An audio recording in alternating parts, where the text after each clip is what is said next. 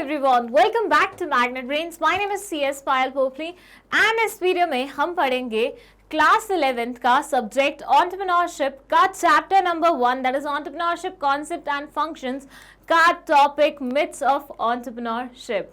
नया सब्जेक्ट शुरू हुआ है ये एक, और अभी हम फर्स्ट चैप्टर पे ही हैं। इससे पहले इसकी 4-5 वीडियोस आ चुकी हैं जिसमें हमने एंटरप्रेन्योर कौन होता है, एंटरप्राइज क्या होता है, एंटरप्रेन्योरशिप का मतलब क्या होता है, नीड क्या है एंटरप्रेन्योरशिप की, और एंटरप्रेन्योर के फंक्शंस क्या होते हैं, ये सारे डिस्कस कर लिए हैं। सो किसी भी स्टूडेंट ने अगर वो वीडियोस नहीं देखी हैं, लिंक डिस्क्रिप्शन बॉक्स में लिखा हुआ है, फट से जाके देख लो, ठीक है।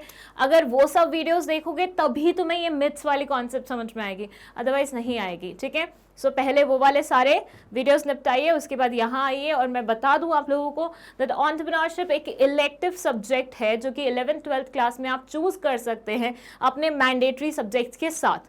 अब इसे चूज करने का फायदा क्या होगा वो भी मैं आपको बता देती हूँ। फायदा ये होगा कि बिजनेस स्टडीज के साथ बहुत सारी ऐसी कॉन्सेप्ट्स हैं जो एंटरप्रेन्योरशिप में मिलती जुलती हैं।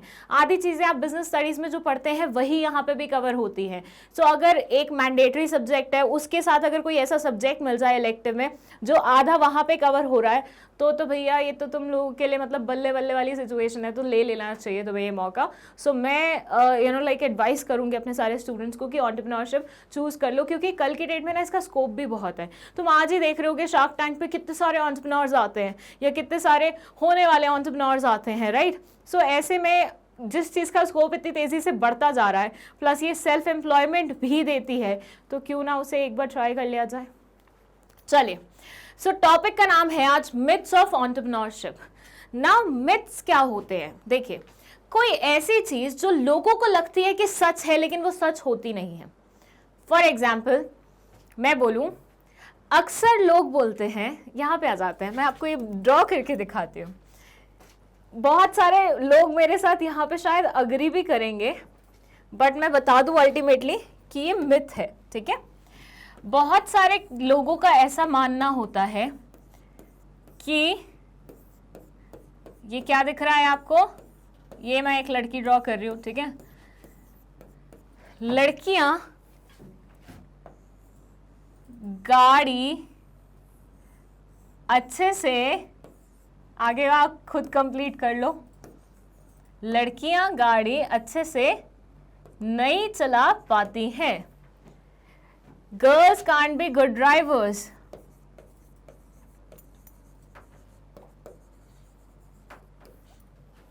ऐसा बोलते हैं ना, जब भी हम सड़क पे निकलते हैं और हम देखते हैं कोई गाड़ी ऐसी टेढ़ी मेढ़ी चल रही है तो हम बोलते हैं पक्का कोई बंदी चला रही होगी, पक्का कोई जनानी चला रही होगी, पक्का कोई लड़की चला रही होगी, बोलते हैं ना यूजुअली।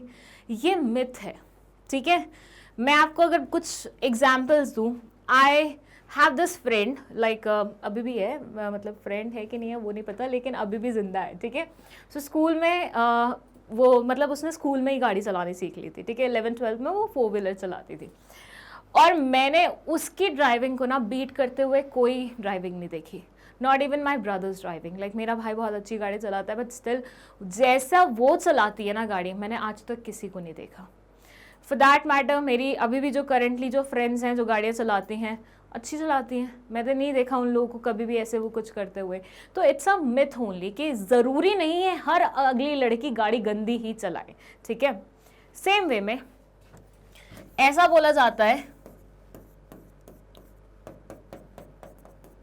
कि लड़के अच्छा खाना नहीं बना सकते, लड़के अच्छा खाना नहीं बना सकते। अच्छा, उस पर हम बाद में आते हैं, दोबारा से इस पे एक और एग्जांपल देती हूँ, मतलब एक और बात बताती हूँ।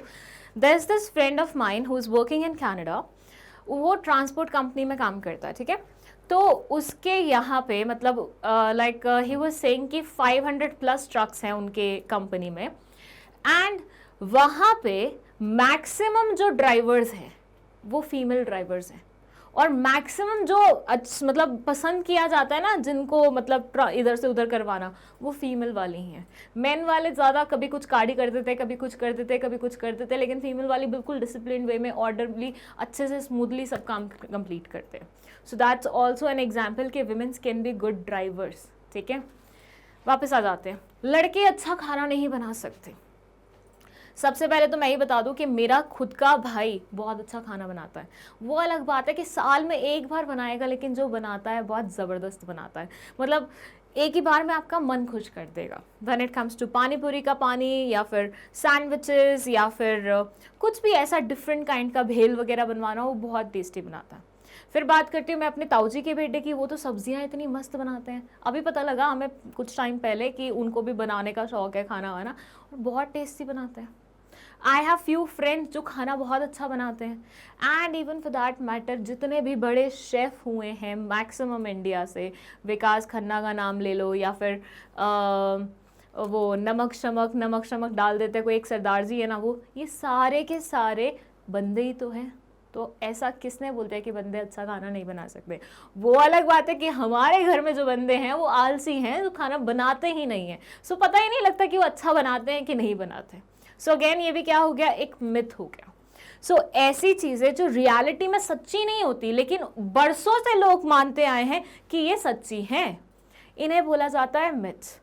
और ऐसे ही मिथ्स कुछ हैं एंटरप्रेन्योरशिप को भी लेके, जो आज इस लेक्चर में हम पढ़ने वाले हैं। ठीक है, चलिए फिर शुरू करते हैं। ओके, सो यहाँ आप अब देखेंगे एक फ्लो चार्ट जिसमें डिफरेंट मिथ्स लिखे हुए हैं। एक बार अगर आप चाहें तो इसका स्क्रीनशॉट ले सकते हैं। वैसे तो ये सारे के सारे आपकी बुक से ही पिक किए गए हैं। सीबीएसई ने जो बुक अलॉट की है आप लोगों को, उसी से ये पिक्स, मतलब सारे ऑप्शंस पिक किए गए हैं। फर्स्ट इसमें है starting a business is easy. ये एक मिथ है, starting a business is easy, ये एक मिथ है। Startups can't be finance with debt, debt से स्टार्टअप्स को फाइनेंस नहीं किया जा सकता, अगेन ये मिथ है। Most entrepreneurs start businesses in attractive industries, ज़्यादातर जो एंटरप्रेन्योर्स होते हैं वो अट्रैक्टिव इंडस्ट्रीज में बिजनेस सेट करना पसंद करते हैं, अगेन ये एक मिथ है। It takes a lot of money to finance a new business, बहुत ज़्यादा पैसे की आवश्यकता होती है बिजनेस शुरू करने से पहले। और एक्चुअली ना ये तो मैं काफ़ी हद तक बोलूँगी हमारे ना सिनेमा और हमारे टीवी को भी थैंक्स जाता है इस मिथ को क्रिएट करने के लिए, क्योंकि जब भी कोई इंसान सोचता है ना मुझे बिजनेसमैन बनना है, उसे मतलब उसका पहला यही होता है कि मुझे बहुत सारे पैसे अरेंज करने पड़ेंगे। दो कॉन्ट्ररी वो भी दिखाते हैं वो कि बहुत सारे बिजनेसेस छोटे उससे शुरू हो जाते हैं, बट देन ज़्यादा जो वो बोल के आपके ऊपर एम्फेसिस क्रिएट करता है ना, वो इसी चीज़ का करते हैं कि कोई भी बिजनेस बिना फाइनेंस के, अच्छे सारे फाइनेंस के साथ बिना नहीं चल सकता। ऐसा नहीं है, आप थोड़े से फाइनेंस के साथ भी चला सकते हैं, बट हम आएंगे डिटेलिंग पे। Banks don't lend money to startups, bank startups को पैसे नहीं देता। ठीक है, ये तो ना कई, मतलब ये एक्चुअली टू एन एक्सटेंट थोड़ा बहुत सही भी है, लेकिन बहुत सारी पॉलिसीज चेंज हुई हैं, बहुत सारी चीज़ें चेंज हुई हैं, जिसकी वजह से आज की डेट में मतलब सिचुएशन बदल गई है। But still I won't say कि सारे बैंक्स आज भी रेडी हैं। इस पे आएंगे, थोड़ी डिटेलिंग करेंगे इसकी भी। ठीक है, the growth of a startup depends more on an entrepreneur's talent than on the business he chooses. किसी भी बिजनेस की ग्रोथ उसके बंदे के उस पर डिपेंड करती है, टैलेंट पे डिपेंड करती है, एंटरप्रेन्योर के टैलेंट पे डिपेंड करती है, इंस्टेड ऑफ वो कौन सा बिजनेस चूज करता है। यहाँ पे हम वो शार्क टैंक वाला, वो नेवल वाला था ना, वो एग्जाम्पल लेंगे फिर से। ठीक है, सो यहाँ पे फिक्स्ड नेवल वाला एग्जाम्पल लेना है। Most enterprises are successful financially, ये अगेन एक मिथ है। ठीक है, सो क्या है, सारी चीज़ों पे वन बाय वन हम आते हैं। Starting with that, starting a business is easy. चलिए, कौन कहता है कि बिजनेस स्टार्ट करना ईजी है? आइए देख लेते हैं। देखिए, आज की डेट के जितने भी बड़े स्टार्टअप्स हैं, मतलब जितने भी फेमस स्टार्टअप्स हैं आई शुड से, जैसे कि ओला और OYO, Uber, Zomato, even for that matter Apple का भी एग्जाम्पल ले लेते हैं। इनमें आप सोचिए कि जो भी फाउंडर्स थे, जो भी लोग जिन्होंने ये स्टार्टअप्स फाउंड किए थे, मतलब स्टार्ट किया था, उन्होंने क्या सिर्फ 1-2 महीने की मेहनत करी एंड उनका स्टार्टअप एग्जिस्टेंस में आ गया? ऐसा कुछ सोच के देखिए। क्या ये जो इतने फेमस स्टार्टअप्स हैं जिनके फाउंडर्स आज की डेट में यहाँ पे हैं, इन्होंने क्या सिर्फ 2-4 दिन की मेहनत करी है, 2-4 महीने की मेहनत करी और उसके बाद एकदम से ये सक्सेसफुल हो गए? कि मतलब ऐसा हुआ कि कुछ नया प्रोडक्ट बनाया, रात को सोए, सुबह उठे और सक्सेसफुल हो गए थे, और प्रोडक्ट बनाने में भी सिर्फ 2 दिन लगे। अगर इतना इजी होता ना तो हर अगला इंसान आज की डेट में, इंडिया में स्पेशली, क्या खोल रखा होता? उसने अपना स्टार्टअप खोल रखा होता। हाँ, बहुत सारे लोग ऐसे इंस्पिरेशन लेते हैं कि अरे स्टार्टअप एक बार की मेहनत है, एक बार की मेहनत है, हो जाए तो उसके बाद, जैसे यूपीएससी के बारे में बोलते हैं ना कि 1 साल की मेहनत है, 2 साल की मेहनत है, उसके बाद तो लाइफ मतलब ऐसी है कि तुम सब पे राज करोगे। यही बोला जाता है ना। लोगों को क्या पता कि वो 1 साल 2 साल की मेहनत नहीं होती, उसमें आपकी बिल्कुल लाइक वो निचड़ जाती है। सो वैसा ही है स्टार्टअप्स के बारे में, जो ये फैसिनेटिंग थिंग्स बोली जाती है ना कि भैया ये तो बस एक टाइम की मेहनत है, एक बार तुम्हारा एक भी प्रोडक्ट या सर्विस फेमस हो जाए, उसके बाद तुम्हें मतलब बैठ के खाना है, ऑटोमेशन पे चलेगा तुम्हारा बिजनेस। ऐसा नहीं होता है। ये जितने भी फाउंडर्स हैं ना, जितने भी लोग हैं, एप्पल की बात कर लो, कितने सालों पहले उन्होंने एक गैराज से शुरू किया था अपना बिजनेस, 2 लोगों ने मिलके। अब वो करते करते करते करते करते करते करते करते आज 2022 में उनके प्रोडक्ट्स इतने फेमस हैं। ये जितने भी और फाउंडर्स हैं, इन्होंने अपने कॉलेज डेज से अपनी जो भी तैयारी थी वो करना शुरू कर दी थी। उसके बाद आहिस्ता आहिस्ता आहिस्ता आहिस्ता जैसे जिसको प्लेटफॉर्म मिलता गया वो रॉक करता गया अपनी अपनी लाइफ में। सो ऐसा बिल्कुल भी नहीं है कि 2 दिन में कोई नया प्रोडक्ट आपने बनाया, 4 दिन में आपको पूरी तरक्की मिल गई, उसमें लोग मतलब आपका प्रोडक्ट फेमस हो गया, आप फेमस हो गए और आप सक्सेसफुल बन गए और आपके पास बहुत सारे पैसे आ गए। ये सिर्फ ख्याली पुलाव है। इतना इजी कुछ नहीं होता। इतनी ईजिली अगर कोई चीज़ इतनी फेमस हो जाती ना, या इतना चल जाती, तो बात ही अलग होती। ठीक है। सो दैट्स नॉट ट्रू कि कोई भी बिजनेस बिल्कुल ऐसे ही क्या बोलते हैं अपनी एक ग्रेटर हाइट्स पे पहुंच जाता है। Actually it is not. Starting a business is not that easy. बहुत सारी मेहनत लगती है, टीम का कोऑपरेशन लगता है। बहुत सालों तक अगर आपको रिजल्ट्स नहीं भी मिल रहे होते हैं ना, तब भी आपको मोटिवेटेड रहना पड़ता है, तभी आप सक्सेसफुल हो पाते हैं। जैसे यूपीएससी में होता है ना, एक इंसान ने बहुत पढ़ाई की 2 साल से बस वो पढ़ ही रहा था। अब उसने इतनी पढ़ाई करी, उसके बाद अब उसने अटेम्प्ट दिया, प्रीलिम्स ही क्लियर नहीं हुआ। अब कायदे से तो उसको बिल्कुल अपना सब कुछ वहीं पे हार जाना चाहिए, बट नहीं हारते ना। फिर अगले साल अटेम्प्ट देते हैं, फिर अगले साल अटेम्प्ट देते हैं, फिर अगले साल अटेम्प्ट देते हैं। 6 अटेम्प्ट तो मिलते ही है ना, तो 6 अटेम्प्ट तो वो बैक टू बैक देते ही हैं और पूरा मोटिवेटेड रहते हैं कि नहीं इस बार तो निकाल के दिखाना है। कई लोग अपने 6th अटेम्प्ट पे निकाल पाते हैं और बन जाते हैं IAS ऑफिसर। उसके बाद मैटर ही नहीं करता कि आपने कितने अटेम्प्ट दिए, लेकिन मेहनत तो लगी ना।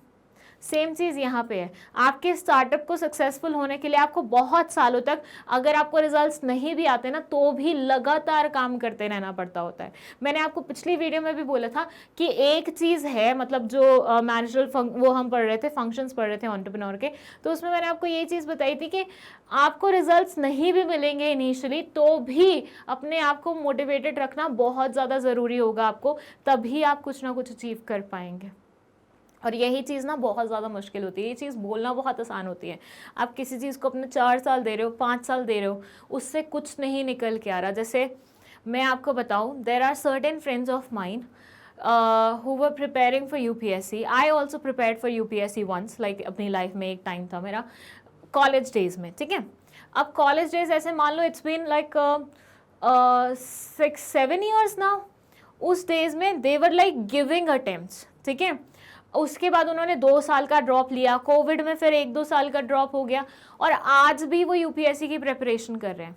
सोच के देखिए, उनकी एज अप्रॉक्स मेरे साथ या मेरे से थोड़ी सी बड़ी होगी, और आज भी they are not settled, still they are working hard on UPSC. और जब सोसाइटी आपको मतलब वो दे रही होती है ना, आप ऐसे मानो जैसे सब आपके आसपास सबकी शादियां हो रही है, एक टाइम आता है ना आपको भी फोमो होने लग जाता है कि यार ये तो सब शादी कर रहे हैं, यार ये क्या हो रहा है, होता है ना। तो आपके आसपास अगर हर कोई वर्किंग हो रहा, अच्छा कमा रहा होगा, you are the only one who is still studying, not earning anything, क्या आपको फोमो नहीं होगा? आपको ये नहीं होगा आप दूसरों से पिछड़ते जा रहे हो, लोग आगे बढ़ते जा रहे हैं।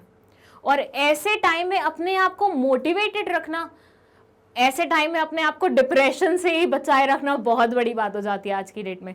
आज मैं आपको बताऊं, मेरे को ना पहले ये चीज़ रियलाइज़ नहीं होती थी, लेकिन in today's scenario I have realize this thing very clearly कि आजकल नॉर्मल बीमारियां इतनी हो या नहीं हो, लेकिन मेंटल इलनेसेस बहुत है। हर अगला बंदा इस, पहले मुझे लगता था यार ये साइकोलॉजिस्ट वगैरह कहाँ से कमाते होंगे, बेचारों को तो कुछ मिलता ही नहीं होगा। इवन फॉर दैट मैटर मेरी एक फ्रेंड खुद ही साइकोलॉजिस्ट है, तो फिर मैं सोचती थी कि यार ये बेचारी क्यों इतना ऐसा करियर चूज़ कर रही है। बट नाउ आई रियलाइज उसने वो करियर क्यों चूज़ किया। आज शायद हम अगर नॉर्मल कोचिंग क्लास खोलेंगे तो हमारे पास उतने स्टूडेंट्स नहीं आएंगे जितने उसके पास पेशेंट्स आएंगे, क्योंकि हर अगला बंदा इज ग्रस्त फ्रॉम दिस थिंग। किसी को अपने काम से रिलेटेड प्रॉब्लम है, किसी को अपने फैमिली इश्यूज हैं, किसी को अपने कपल इश्यूज हैं, किसी को अपनी पढ़ाई से रिलेटेड प्रॉब्लम है। मतलब छोटे से बड़ा और बड़े से बुजुर्ग, एवरी इंसान इज सफरिंग फ्रॉम समथिंग और द एल्स, समथिंग और द अदर थिंग। ठीक है, तो मतलब कुछ ना कुछ तो ऐसा मेंटल सबके साथ चल ही रहा है। तो उसके पास मतलब क्लाइंट आएंगे ही आएंगे, चाहे हमारे पास लोग आए पढ़ने के लिए या नहीं आए। This is the hard reality. So yes Indeed, वापस आ जाते हैं इस पर्टिकुलर टॉपिक पे कि भैया ऐसा कुछ भी नहीं है कि शुरू करना बहुत ज़्यादा सिंपल होता है। एक बिजनेस को शुरू करने में जान लग जाती है, मोटिवेशन आपको रखना पड़ता है, इवन आपको इनिशियली प्रॉफिट नहीं भी होता है तो भी। ठीक है, so they say most people who begin the process of starting a company fail to get one and running। मैं आपको जैसे बताऊं, मैं जिस स्टार्टअप के साथ कनेक्टेड थी उन्होंने 1.5, 2, 3 साल उस चीज़ में मेहनत करी। जब बिल्कुल नहीं हो पाया तो सब पार्टनर्स अपना अलग अलग जाके अपने अपनी लाइफ में लगे कि भाई हो ही नहीं पा रहा। तो यही होता है, बहुत सारे लोग बहुत जल्दी हार मान लेते हैं। अगर वो उसी चीज़ में लगे रहते और अपना 200% देते तो माइट भी वो भी आज सक्सेसफुल होते, माइट भी वो भी आज बहुत फेमस होते। बट वही है कि आप अपने आप को कितने टाइम तक इस पर्टिकुलर चीज़ में स्ट्रांगली रख सकते हो, वही उसी पे डिपेंड करता है कि आप कितने सक्सेसफुल होगे। मैं ऐसा बिल्कुल नहीं बोल रही हूँ कि हर अगले इंसान को इतना समय लगता है। मैं मानती हूँ कुछ लोगों के साथ लाइक लक फैक्टर बहुत ज़्यादा स्ट्रांग होता है, तो वो बहुत इनिशियल स्टेज पे ही बहुत अच्छा वो कर लेते हैं। जैसे अगर आप इंस्टाग्राम की बात करो, कोई इंसान तो मर मर के भी फॉलोअर्स नहीं ला पा रहा, मतलब वो इन्फ्लुएंसर बनना चाहता है, इतनी मेहनत कर रहा है, दिन रात मेहनत करे जा रहा है, बट स्टिल वो उतने फॉलोअर्स नहीं ला पा रहा। और कोई इंसान ने एक रद्दी सी वीडियो डाली और उससे वो एकदम फर्स्ट वीडियो से इतना फेमस हो गया एंड बिकेम अ इन्फ्लुएंसर। होता है ना, बहुत सारे लोगों के साथ होता है। कल ही मैं देख रही थी, किसी लड़की ने बस 2 वीडियोस डाली हुई थी रील्स में, उसकी फर्स्ट वीडियो ही रील की बहुत ज़्यादा फेमस हो गई थी। And that girl wasn't famous, मतलब पहले से ऐसा कुछ के सेलिब्रिटी हो या कुछ नहीं, एक नई बंदी थी और उसने 2 वीडियोस डाली हुई हैं अभी तक, और उसके थाउजेंड्स में कितने फॉलोवर्स गए हुए हैं। वही चीज़ है, लक फैक्टर है। तो हर किसी का लक अलग तरीके से चलता है। तो आई एम नॉट सेइंग हर किसी को ऐसे बहुत सालों की मेहनत लगेगी, लेकिन ऐसे मानिए कुछ भी फ्री में तो नहीं मिलता कि आप सोचें कि बस मैं थोड़ी सी मेहनत कर लूँ उसके बाद सक्सेस मेरी मेरी मेरी मेरी मेरी नहीं, कई बार आपको वेट करना पड़ता है सक्सेस के लिए। चलिए, 7 years after beginning the process of starting a business, only 1/3 of the entrepreneurs have a new company with positive cash flow greater than the salary and expenses of the owner for more than 3 consecutive months. But small entrepreneurships are comparatively easier to start. ये बोलते हैं छोटे businesses फिर भी थोड़े से comparatively easy होते हैं। जैसे आजकल स्मॉल बिजनेस, आजकल तो नहीं लेकिन बीच में स्मॉल बिजनेस की का काफ़ी ट्रेंड आ गया था। हर अगला बंदा वो लाइक कैंडल्स बनानी है, ये बनाना है, वो बनाना है, वो बनाना है। और मैं भी आप लोगों को बीच में बिजनेस स्टडीज़ में बहुत एग्जांपल दे रही थी उसके, क्योंकि काफ़ी ट्रेंड में चल रहा था। वो इंस्टाग्राम पे हर अगली लड़की अपने घर से ऑपरेट कर रही थी। मतलब ऐसे मानिए 12th 11th क्लास की लड़कियाँ स्मॉल बिजनेसेस रन कर रही थी अपनी पढ़ाई को साइड में रख के। क्यों? क्योंकि ट्रेंड था कि हाँ कमाना है, जल्दी कमाना शुरू करना है। वैसे तो एक बात मैं आपको बताऊँ ना, जब आप जल्दी कमाने शुरू हो जाते हो ना, तो आप फिर घर पे खाली नहीं बैठ सकते, और उसके बाद आप बिना मतलब पैसे कमाए रह भी नहीं पाते। ये चीज़ तो है। एक बार अगर आपको खुद कमाने की आदत हो जाती है ना, उसके बाद अगर आपको 2 महीने का भी ब्रेक लेना पड़े ना, जान पे आ जाती है, मौत आने लगती है। बिल्कुल ऐसे लगता है हम दूसरों के ऊपर डिपेंडेंट हो गए। ऐसे लगता है कि हम लाइक हमें मांग के खाना पड़ रहा है, ऐसी फीलिंग आती है अगर आप एक बार कमाते कमाते कमाते बीच में एक इंटरवल ले ले तो, ठीक है। तो अगर आप इनिशियल स्टेज पे कमाना शुरू कर देते, बहुत जल्दी कमाना शुरू कर देते, that's a good thing also, but then आपकी स्टडीज़ उसकी वजह से हैम्पर नहीं होनी चाहिए। ये नहीं होना चाहिए कि आप अच्छे कॉलेज में जा सकते थे और अच्छा अपनी लाइफ में कर सकते थे, बट जस्ट बिकॉज आप वो छोटे से मीगर अमाउंट के लिए गए तो आप किसी एवरेज कॉलेज के साथ मतलब आप कंटिन्यू कर रहे हो, कॉम्प्रोमाइज़ कर रहे हो अपनी लाइफ के साथ, वो नहीं होना चाहिए, ठीक है। So starting a business is easy, ये एक मिथ है। बिजनेस स्टार्ट करते करते लोगों के पसीने छूट जाते हैं। 7 साल के बाद भी कोई 1/3 ही एंटरप्रेन्योर्स होते हैं जो कैश फ्लो शो कर पाते हैं पॉजिटिव उसमें, और 3 महीने की कॉन्जिक्यूटिव लाइक अच्छी रिजल्ट ला पाते हैं। सो फर्स्ट मिथ हमारा बर्स्ट हो गया कि ऐसा कुछ भी नहीं है कि बिजनेस स्टार्ट करना बहुत इजी बात होती है। Now let's talk about the second one. It says it takes a lot of money to finance a new business. एक नया बिजनेस शुरू करने से पहले आपको बहुत सारे पैसे इकट्ठे करके रखने पड़ते हैं क्योंकि उसकी ज़रूरत लगती है। अब ये भी एक मिथ है, कैसे बताते हैं। यार देखो, पहले तो यहाँ पे ना एक छोटी सी चीज़ समझो, मतलब थोड़ा सा जनरल वो लगा लो, कॉमन सेंस लगा लो। आप मुझे एक बात बताओ, एंटरप्रेन्योर कौन होता है?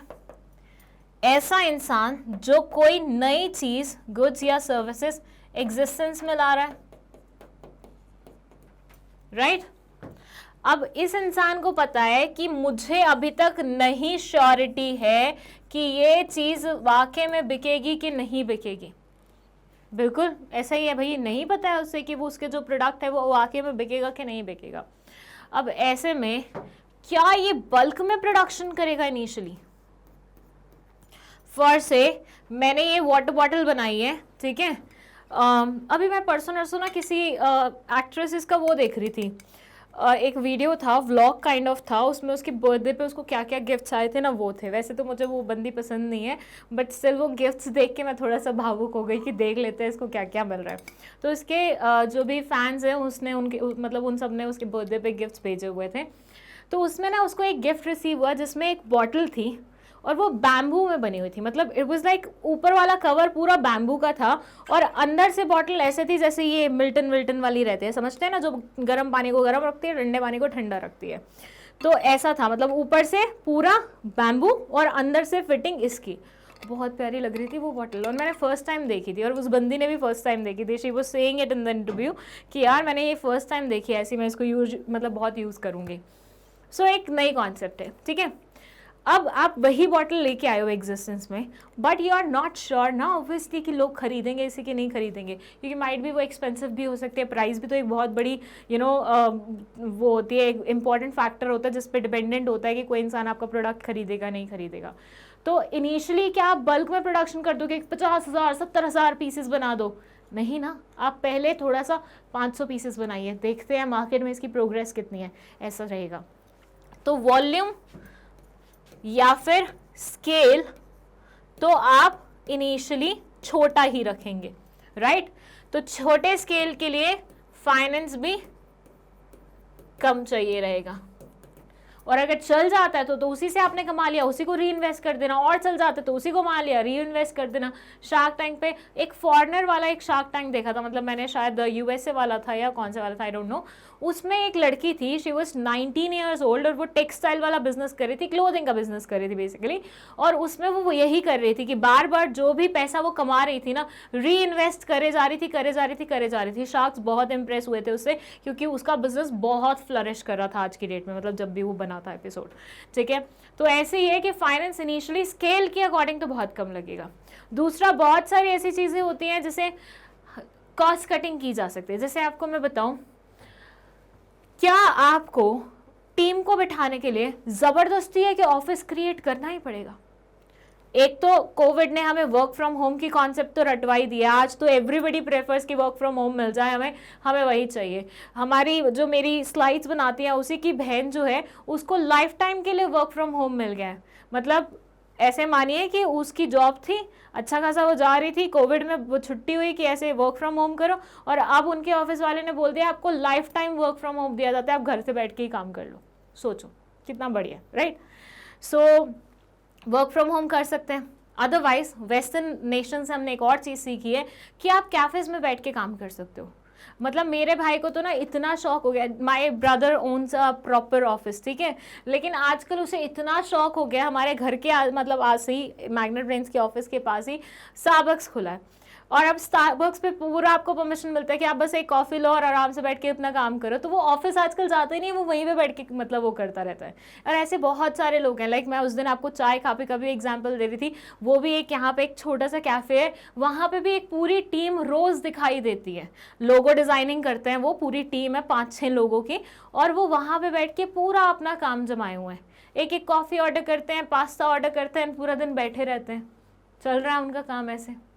तो ऐसे कॉन्सेप्ट्स भी हैं, आपको ज़रूरी नहीं है खुद का ऑफिस बनाना है, इतना इंफ्रास्ट्रक्चर क्रिएट करना है, आप ऐसे भी ऑल्टरनेटिव्स क्रिएट कर सकते हो जिनको आप नहीं हायर कर सकते। जैसे मान लीजिए अगर कोई ग्राफिक डिज़ाइनर है और मुझे चाहिए वो मेरे बिजनेस में, मेरे स्टार्टअप में मुझे उसकी आवश्यकता है, तो इंस्टेड ऑफ उसको मैं एज एन एम्प्लॉय हायर करूँ, मैं उसे एज अ फ्रीलांसर भी तो हायर कर सकती हूँ ना। आजकल तो फ्रीलांसिंग की कॉन्सेप्ट भी है, समझते हैं फ्रीलांसिंग क्या होती है? प्रोजेक्ट बेसिस पे आपको एम्प्लॉयमेंट मिलती है। कैसे? जैसे मान लीजिए मैं बिजनेस स्टडीज अच्छा पढ़ाती हूँ, मतलब ऐसा मेरे को भी लगता है और कुछ स्टूडेंट्स को भी लगता है, बट ठीक है जो भी है। तो अगर मुझे ये एज अ टीचर हमेशा के लिए हायर नहीं करना चाहते, तो ये मुझे बोलेंगे 3 महीने के लिए हम आपको हायर करें, बिजनेस स्टडीज के 12 चैप्टर्स हैं, आप पढ़ा दीजिए। तो उस 12 चैप्टर को पढ़ाने के बाद आई विल बी फ्री और दिल बी फ्री एज वेल, ठीक है। तो उसमें उन्होंने पेमेंट मुझे किस बेसिस पे दी? 12 चैप्टर पढ़ाने की। सेम वे में होता है, अगर आपको किसी से एक लोगो डिज़ाइन करवाना है तो आपको उसे एज अ पर्सन हायर करने की आवश्यकता नहीं है, एक लोगो डिज़ाइन कराओ, उसके पैसे दे दो, प्रोजेक्ट बेसिस पे आप काम करा रहे हो। और वेस्टर्न नेशंस में तो चलता ही यही है, लोग फ्रीलांसिंग कर करके अपना पूरा घर चला लेते हैं। सो आज की डेट में अगर आप चाहें तो कम पैसे में भी आप सारे रिसोर्सेज अपने लिए अवेल करवा सकते हैं बहुत आराम से, कोई ज़्यादा बहुत भारी भरकम बात नहीं है ये। It says the typical startup only requires about 1,50,000 to get going. और आज की डेट में मैं ये बिल्कुल नहीं मानती हूँ कि 1.5 लाख रुपए बहुत ज़्यादा अमाउंट होता है। It's a very meagre amount, आसानी से, क्योंकि इन्फ्लेशन देख रहे हो, 1.5 लाख की कोई वैल्यू नहीं होती। अगर कोई इंसान ओन कर रहा होता है ना 1.5 लाख रुपए, पहले की डेट में अगर कोई बोलता था ना कि मेरे पास अब इतने पैसे सेव्ड हैं, तो बड़ी रकम मानी जाती थी। आज की डेट में तुम बोलो 1.5 लाख रुपए सेव्ड है, लोग बोलेंगे क्या ये कोई सेविंग है तुम्हारी, ये तो कुछ भी नहीं, ये तो चिल्लर है, काइंड ऑफ ऐसा होता है। The successful entrepreneurs who don't believe the myth design their businesses to work with little cash, they rent instead of buying। वो क्या करते हैं? रेंट पे ले लेते हैं चीज़ें, बिल्डिंग रेंट पे ले ली इंस्टेड ऑफ डायरेक्टली खरीदने के। भाई खरीदने जाओगे तो खेल लग जाएंगे। And they turn fixed cost into variable cost, वो फिक्स कॉस्ट को वेरिएबल कॉस्ट में कन्वर्ट कर लेते हैं। सैलरीज की जगह वो क्या करते हैं? कमीशन बेसिस पे लोगों को हायर कर लेते हैं। जैसे उन्होंने एग्जाम्पल इन्फोसिस का दिया हुआ है, और मैं आपको बता दूं नारायण मूर्ति जी के पास इन्फोसिस स्टार्ट करने के पैसे थे ही नहीं, उनकी वाइफ ने सेविंग्स करी हुई थी। वो जो पत्नियां बचाती हैं ना थोड़े थोड़े पैसे, उन्होंने वो सेविंग्स में से 10,000 रुपये निकाल के अपने पति को दिए इन्फोसिस स्टार्ट करने के लिए। सो यस, इन्होंने यही एग्जांपल दिया हुआ है कि इतनी बड़ी कंपनी, आज की डेट में सबसे जाइंट कंपनी जो है वो 10,000 रुपये से शुरू हुई थी। वो अलग बात है कि उस जमाने में 10,000 की भी बहुत वैल्यू हुआ करती थी, बट देखा जाए तो कोई इतनी भी नहीं होती थी कि भैया करोड़ मान लिए जाए, ठीक है। हमारे लिए आज की डेट में जैसे 10 लाख या 20 लाख रुपए हैं, या फिर शायद बोलो 50 लाख रुपए, तो उस डेट में 10,000 हुआ करते थे, ठीक है। तो इतने नहीं, उल्टा बोल रही हूँ, गलत बोल रही हूँ, ज़्यादा ही बोल दिया मैंने, कम ही बोलना चाहिए, तो 10 लाख बोल सकते हैं, ठीक है। तो उतना अमाउंट से उन्होंने इन्फोसिस स्टार्ट किया था, ऐसे मानिए। सो येस इंडीड, अगर आप चाहें तो थोड़े उससे भी काम कर सकते हैं, और कॉस्ट कटिंग के बहुत सारे ऑप्शंस अवेलेबल हैं, तो उन्हें भी आप फॉलो कर सकते हो, जिसमें फ्रीलांसिंग, मतलब जब तुम एक्सप्लेन कर रहे होगे ना ये पॉइंट, तुम्हें फ्रीलांसिंग कैफ़ेज़ में बैठ के काम करना इंस्टेड ऑफ ऑफिसेज में बैठ के काम करना, ये सारे प्रैक्टिकल एग्जाम्पल्स देने पड़ेंगे। एंटरप्रेन्योरशिप में जितना हो पाए ना, डे टू डे लाइफ से रिलेटेड एग्जाम्पल्स देना, जो तुम अपने आसपास आज की डेट में देख रहे हो, क्योंकि यही ज़्यादा एग्जामिनर को इम्प्रेस करने में मदद करेंगे, ठीक है। चलिए, now let's move to our third myth, that is startups can't be financed with debt। startups को आप borrowed money से फाइनेंस नहीं कर सकते हो। See, वाकई में बहुत सारे लोगों को एक्चुअली ऐसा लगता है कि जो हम स्टार्टअप स्टार्ट करते हैं उसे हम बोरोड मनी के साथ नहीं कर सकते, मतलब उधारी के पैसे के साथ नहीं कर सकते। ऐसे मानिए ये कितना अनसर्टेन चीज़ है, मतलब आपका स्टार्टअप चलेगा या बिल्कुल नहीं चलेगा। ये इसमें तो यही होता है ना, इसमें कोई एवरेज वाला थोड़ी ना है। नॉर्मल बिजनेसेस में क्या होता है कि भैया नो प्रॉफिट नो लॉस वाली सिचुएशन भी आ सकती है कि थोड़ी बहुत सेल हो रही है, थोड़ी बहुत बिल्कुल भी नहीं हो रही है, ठीक है। लेकिन यहाँ पे तो आपका आइडिया या तो वर्क करेगा या आपका आइडिया बिल्कुल भी वर्क नहीं करेगा। और अगर आपका आइडिया बिल्कुल भी वर्क नहीं करेगा मतलब तुम्हारी ऑर्गेनाइजेशन गिरेगी ही गिरेगी। तो कितना ज़्यादा रिस्की है ये, कितना ज़्यादा रिस्की है in comparison to normal business. अब ऐसे सिनेरियो में तुम उधारी का पैसा ले लो, एक ऐसा बिजनेस जिसमें इतनी अनसर्टेनिटी है उसको चलाने के लिए तुम उधारी का पैसा ले रहे हो। ये तो तुमने बहुत क्या बोलते हैं, बहुत ज़्यादा हिम्मत भरा काम कर दिया है, और वो हिम्मत भरा काम तुम्हारे ऊपर भारी भी पड़ सकता है लेटली, ठीक है। इसलिए यूजुअली लोगों को यही मानना था कि स्टार्टअप के लिए आपको उधारी का पैसा नहीं लेना चाहिए। और ये चीज़ और ज़्यादा इंटेंस हो गई शार्क टैंक्स आने से। शार्क टैंक जो वो आया था, शार्क टैंक या शार्क टैंक जो भी था, ये जो शो आया था, इसमें भी इनिशियली जितने भी लोग आते थे ना, जितने भी लोग, उनसे ये सारे शार्क्स इक्विटी ही मांगते थे कि भैया तुम अपनी कंपनी का हमारा हम इतना इतना इक्विटी दे दो और उसके बाद हम इतना इतना तुम्हें फंड दे देंगे। तो मैक्सिमम शार्क्स इनको इक्विटी का ही ऑफर देते थे। तो और हमारे दिमाग में ये चीज़ बैठ गई थी कि हाँ भैया स्टार्टअप्स की तो फंडिंग डेट से नहीं हो सकती है। लेकिन फिर आए कुछ ऐसे केसेस, फिर आए कुछ ऐसे सिनेरियोस जहां पे शार्क्स ने बोला कि हम आपको फंडिंग कुछ इस प्रकार से देंगे कि 50% तो आप हमें इक्विटी दे दो तो हम आपको इतना अमाउंट दे देंगे, उसके बाद बाकी का अमाउंट हम आपको इतने इतने परसेंटेज पे दे देंगे। Now when they said इतने इतने परसेंटेज पे दे देंगे, इसका क्या मतलब था कि हम आपको उधारी पे सामान दे रहे हैं, इंटरेस्ट चार्ज करेंगे इतने परसेंट का। सो बेसिकली व्हाट हैपेंड वाज कि शार्क टैंक में इनिशियली उन्होंने यही दिखाया कि इक्विटी इक्विटी इक्विटी इक्विटी ही ले रहे हैं। तो हम लोगों का और ज़्यादा ये मिथ स्ट्रांग होता गया कि यह स्टार्टअप तो सिर्फ और सिर्फ इक्विटी से ही चलते हैं। लेकिन आहिस्ता आहिस्ता बहुत सारे शार्क्स ने अलग अलग लोगों को ऐसा भी ऑफर दिया कि इतना पैसा आप इतने बदले इक्विटी के बदले ले लीजिए और इतना पैसा आप हमें क्या करिए, हमसे ले लीजिए, बट उसके बदले में आपको इतना इंटरेस्ट हमें देना पड़ेगा। तो यहाँ पे वो आपको ऑफर कर रहे थे बोरोड अमाउंट, मतलब डेट फंड्स। सो इंडीड आप स्टार्टअप को डेट से भी फंड कर सकते हो, ऐसा कोई हार्ड एंड फास्ट रूल नहीं है कि आपको खुद का पैसा ही लगाना है। अब मान लीजिए किसी इंसान के पास आइडियाज़ बहुत अच्छे अच्छे हैं लेकिन उसके पास पैसे नहीं है, अब बेचारा क्या हमेशा इक्विटी इक्विटी इक्विटी के लिए जाए क्या? नहीं पॉसिबल ना यार, समटाइम्स तो he can go for the debt also. But हाँ वही चीज़ है, if you are not sure about your idea कि हाँ वो वर्क करेगा कि नहीं करेगा, आप बिल्कुल ऐसे हो कि बिल्कुल ये तो मतलब या तो करेगा या तो बिल्कुल नहीं करेगा, रिस्क फैक्टर बहुत ज़्यादा है, तो वहाँ पे प्रेफरेबल रहता है डेट ना ले, क्योंकि फिर वो दबने वाली बात हो जाती है कर्ज में। एक तो आपके ऊपर स्ट्रेस आ जाएगा कि आपका आइडिया वर्क नहीं किया, एक तो तुम वैसे ही इतने डिस्करेज हो जाओगे उस चीज़ को लेके, उसके बाद तुम्हें बार बार उधारी वालों के कॉल आ रहे होंगे तो और ज़्यादा डिप्रेशन में पड़ जाओगे। इसलिए लोग अक्सर पसंद नहीं करते डेट से अपने स्टार्टअप को फंड करना, but that's not a mandatory thing. आप अपने स्टार्टअप को डेट से भी फंड कर सकते हो, बट तभी करना जब you are pretty sure about your idea कि तुम्हारा आइडिया वर्क करेगा ही करेगा। सो क्या बोल रहा है ये पढ़ लेते हैं। So they say actually debt is more common than equity. Debt ज़्यादा common है equity के comparison में. A lot of entrepreneurs use debt rather than equity to fund their companies. बहुत सारे entrepreneurs अपनी companies को fund करने के लिए debt पे ज़्यादा rely करते हैं in comparison to equity. क्योंकि equity में आप ownership दूसरे को दे रहे हो और आप मानो कि अगर आपका business बहुत तगड़े वे में चल गया तो आपको फालतू में profit किसी के साथ share करना पड़ेगा। So However, the composition of debt and equity will have to be worked upon. If you are going for a combination कि debt भी ले लूँ equity भी ले लूँ, then in that scenario you will have to see the proportion किसका कितना लेना है. मतलब आपको debt structure मतलब अपना capital structure अच्छे से fix करना पड़ेगा कि debt का proportion इतना रखूंगा, equity का इतना रखूंगा, इसके भी और नहीं जाऊंगा, उसके भी और नहीं जाऊंगा. ठीक है, तो इस तरह से होती है. बट ये मिथ है कि इसको फंड नहीं किया जा सकता डेट के थ्रू. मैंने आपको शार्क टैंक का लेटेस्ट वाला एग्जाम्पल भी दे दिया. चलिए, मैं चाह रही हूँ शार्क टैंक दोबारा से आ जाए, तब तक मैं आपके एंटरप्रेन्योर के लेक्चर्स बना रही हूँ क्योंकि मेरे पास बहुत सारा कंटेंट हो जाएगा वहां से देख देख के आपको बताने का.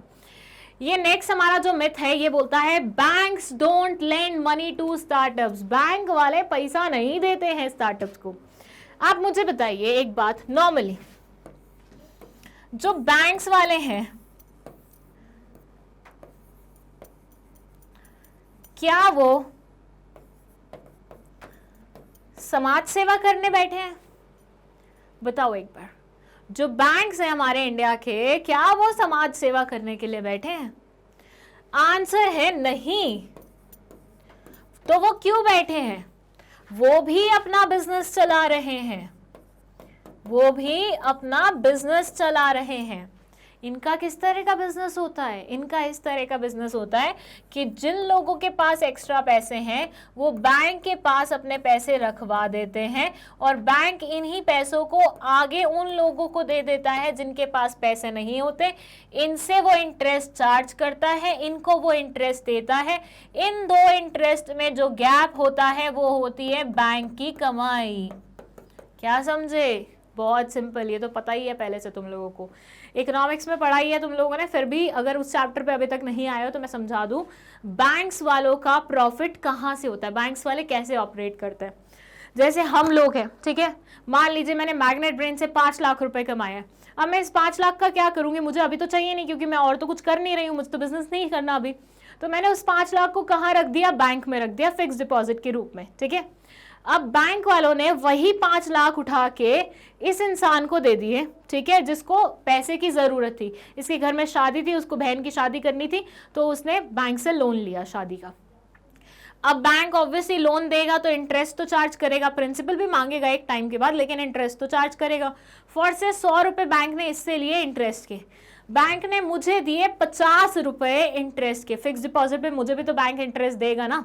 100 रुपए खुद चार्ज कर रहा है, 50 मुझे दे रहा है, तो बीच का 50 कहाँ जा रहा है? बैंक के पास जा रहा है. तो बैंक की कमाई कैसे होती है? बैंक की कमाई ऐसे होती है कि जो ये लोग होते हैं जिनके पास एक्स्ट्रा पैसा होता है वो अपना पैसा बैंक के पास रखवाते हैं. बैंक उसी पैसे को लोन के रूप में आगे वाले लोगों को देता है और उनसे इंटरेस्ट चार्ज करता है और इन लोगों को इंटरेस्ट देता है. तो दोनों के इंटरेस्ट में जो भी गैप होता है वो बैंक की कमाई होती है और इस तरह से बैंक का बिजनेस चलता है. सो जो भी लोग ऐसे समझते हैं कि हमारे यहाँ पे बैंक समाज सेवा करने के लिए बैठे हुए हैं, उनको मैं बता दूं बैंक वाले भी बिजनेसमैन होते हैं और अपने प्रॉफिट कमाने के लिए बैठे होते हैं. अब अगर ये कॉन्सेप्ट समझ में आई है तो आगे की कॉन्सेप्ट समझा रही हूं. किसी को लिखना है, नोट्स बनाने तो बना लो.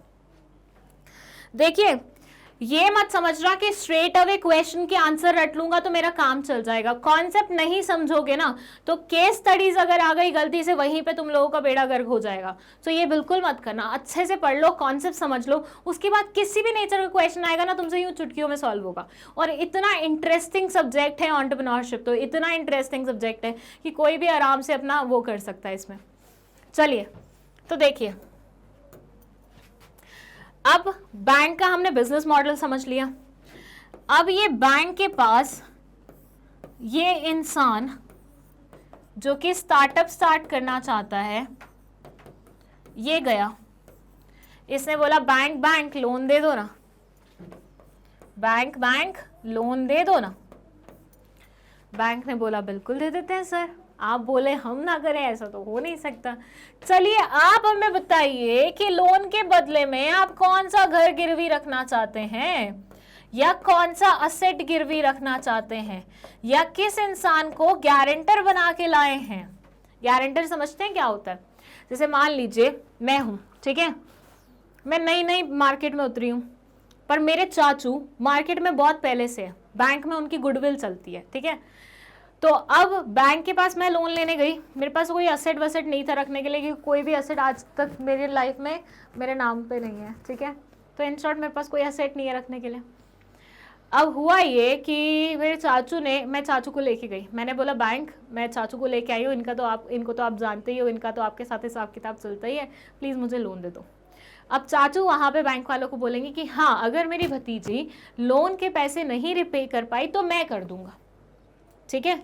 तो यहाँ पे मेरे चाचू क्या हुए, गारंटर हुए। मतलब एक ऐसा इंसान जो आपके बिहाफ पे पेमेंट करेगा अगर आपने डिफॉल्ट कर दिया तो।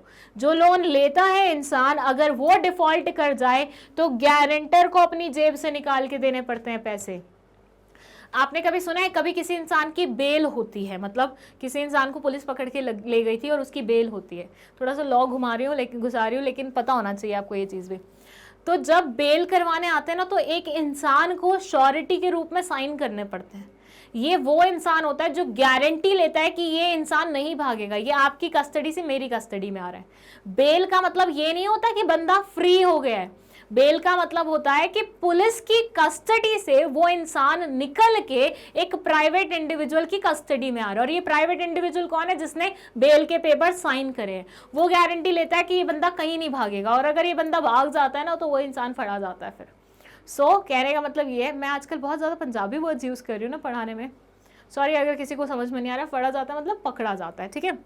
तो बेसिकली बेल का मतलब क्या हुआ, किसी श्योरिटी ने आपकी श्योरिटी ली कि भैया ये इंसान कहीं नहीं भागेगा मेरे होते हुए, और अगर भाग गया तो I will be responsible. Same way में गारंटर होता है जो बोलता है कि बैंक वाले अगर ये इंसान पैसा नहीं लौटा पाया तो इसके बिहाफ पे मैं लौटाऊंगा, तो वो लायबल हो जाता है फिर पैसा लौटाने के लिए।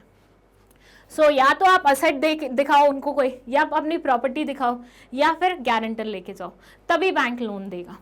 अब तुमने तीनों चीजें नहीं दिखाई, तुम्हारे पास तीनों में से कुछ भी नहीं है, तो बैंक वाले इतने पागल थोड़ी ना तुम्हें कि ऐसे पैसे बांटते रहे कि लो लो लो लो तुम तो अपना स्टार्टअप चलाओ, मैं तो देख रहा हूँ दूर से बैठ के खड़ा होके, मैं इसीलिए तो आया हूँ एग्जिस्टेंस में। नहीं करेंगे बैंक वाले, उन्हें भी प्रॉफिट कमाना है।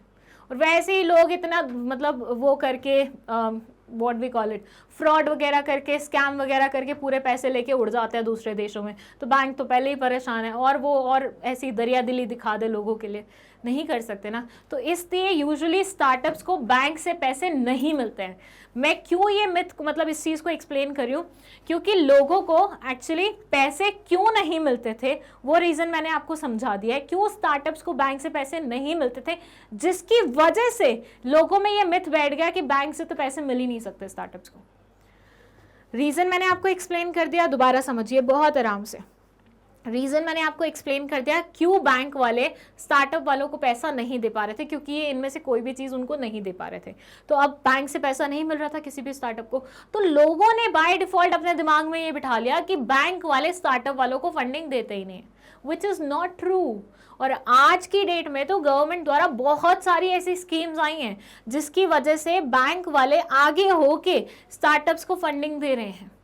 आज की डेट में अगर आप थोड़ा सा भी इंटरनेट पर सर्च करो ना कि स्टार्टअप को फंडिंग मिलने के लिए कौन कौन सी ऑर्गेनाइजेशन बैठी है, ऐसी लंबी लिस्ट निकल आएगी, और बिल्कुल सिंपल उनके वो हैं कि भैया हमारे कोई ज़्यादा ऑब्लिगेशंस नहीं है, बिल्कुल सिंपल कुछ नॉर्म्स हैं, इसके बेसिस पे you will get the money. अब ऐसा क्यों हो रहा है, क्योंकि हमारी गवर्नमेंट भी चाहती है कि हम स्टार्टअप की कॉन्सेप्ट को प्रमोट करें, हम एंटरप्रेन्योरशिप की कॉन्सेप्ट को प्रमोट करें। क्यों? क्योंकि कुछ भी नया ऐसा आएगा वर्ल्ड को, अगर हमने वो पर्टिकुलर चीज़ दी होगी तो उसमें नाम इंडिया का होगा रोशन, राइट। एंड साथ ही साथ एम्प्लॉयमेंट अपॉर्चुनिटीज़ भी क्रिएट हो रही है, अनएम्प्लॉयमेंट की प्रॉब्लम भी जा रही है, लोगों के पास पैसे भी आ रहे हैं, इकोनॉमिक डेवलपमेंट भी हो रही है, कितनी सारी चीज़ें हो रही हैं। तो गवर्नमेंट को भी समझ में आ गया कि ये अच्छी चीज़ है अपनी कंट्री के लिए, तो चलो इनको देना बनता है। तो बहुत सारी गवर्नमेंट स्कीम्स भी लाए हैं, और बहुत सारे ऐसे फाइनेंशियल इंस्टीट्यूशन भी स्पेशली एस्टेब्लिश किए गए हैं फॉर स्टार्टअप्स, ताकि उनको फंडिंग आराम से मिल सके। अगर कल तुम भी सोचते हो कि मुझे मेरा स्टार्टअप ऑन करना है, तो इसमें आपको बस थोड़ा सा सर्च करना पड़ेगा कि कौन कौन सी स्कीम्स में क्या क्या बेनिफिट्स मिल रहे हैं, कौन कौन से पेपर लगाने पड़ेंगे, पेपर्स लगाओगे, बेनिफिट्स क्लेम करोगे, सब मिल जाएगा आराम से। अंडरस्टूड हो? ये बोलते हैं दिस इज अनदर मिथ, ये एक और मिथ है। Banks and various government schemes have been implemented with the idea of providing finance to budding entrepreneurs. जो पनपते हुए एंटरप्रेन्योर्स हैं उनको फाइनेंस करने के लिए बहुत सारे बैंक्स और बहुत सारी गवर्नमेंट की स्कीम्स आज की डेट में आ चुकी हैं जो आपको ईजिली फंडिंग देती है, ठीक है। रीज़न आपको समझ में आना चाहिए क्यों स्टार्टअप्स को फंडिंग नहीं मिल रही थी, एंड क्यों लोगों को ऐसा लगने लग गया कि स्टार्टअप्स को फंडिंग मिल ही नहीं सकती है। अंडरस्टूड? चलिए अब हम चलते हैं हमारे नेक्स्ट पॉइंट पे, जो कि है most entrepreneurs start businesses in attractive industries. ज्यादातर एंटरप्रेन्योर्स उन्हीं इंडस्ट्रीज में पैर जमाते हैं जो बहुत ज्यादा इंटरेस्टिंग होती हैं, अट्रैक्टिव होती हैं। क्या ऐसा सच है? The answer is no.